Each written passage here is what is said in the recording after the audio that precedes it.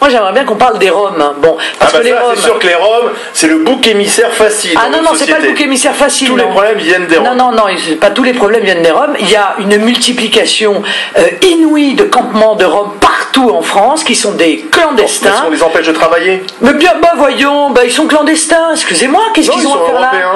Et alors, merci l'UMP d'ailleurs, car ils ont voté pour l'entrée de la Roumanie et de la Bulgarie dans l'Union européenne. Oui, voilà. Ce sont des Européens comme les Français, les Allemands, les Espagnols. Les électeurs de l'UMP s'apercevront que leurs dirigeants ont une fois de plus commis une erreur dont les Français payent lourdement les conséquences. C'est la raison pour laquelle je suis moi pour la suspension immédiate de Schengen, pour que nous retrouvions nos frontières, pour que nous puissions interdire à ces gens de venir s'installer sur le territoire. Alors au pouvoir, vous faites quoi contre les Roms qui sont installés, qui sont en France parce qu'ils ont le droit d'être en France? Non, d'abord, normalement, ils n'y ont pas le droit s'ils ne démontrent pas qu'ils subviennent aux besoins de leur famille. Bon, ce qui, évidemment, vous l'imaginez, pour beaucoup d'entre eux, n'est pas le cas. Donc, c'est pas vrai de dire qu'ils ont le droit de le faire. Ils n'ont pas le droit de le faire. Ce qui est vrai, c'est que le gouvernement est complètement incapable d'apporter une réponse, comme l'était d'ailleurs Nicolas Sarkozy, puisqu'à l'époque, déjà, on parlait des Roms. Vous vous souvenez, évidemment, la situation s'est aggravée. On récupère la maîtrise de nos frontières. On arrête de les loger,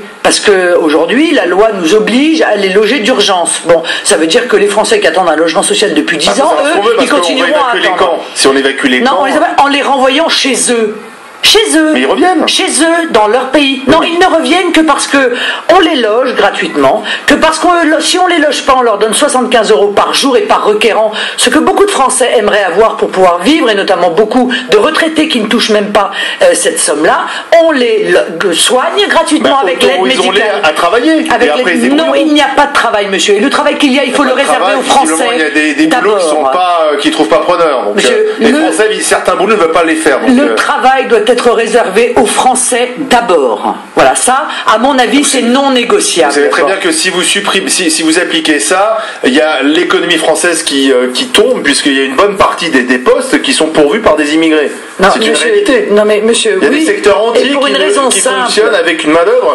Mais monsieur, et pour une raison simple, c'est parce que dans ces secteurs entiers, les salaires qui sont versés ne sont pas à la hauteur de la difficulté du travail. Et plus on fait recours à l'immigration, et plus ces salaires vont continuer à baisser, puisque par définition, ça crée évidemment une concurrence artificielle, l'arrivée de l'immigration, et qu'on obtient plus facilement d'un étranger qui arrive sur le territoire français, qu'il accepte de travailler pour une somme dérisoire par rapport au travail qui est accompli, qu'à un Français. Donc c'est un cercle vicieux qu'il faut couper en arrêtant, encore une fois, l'immigration, tant légale évidemment qu'illégale.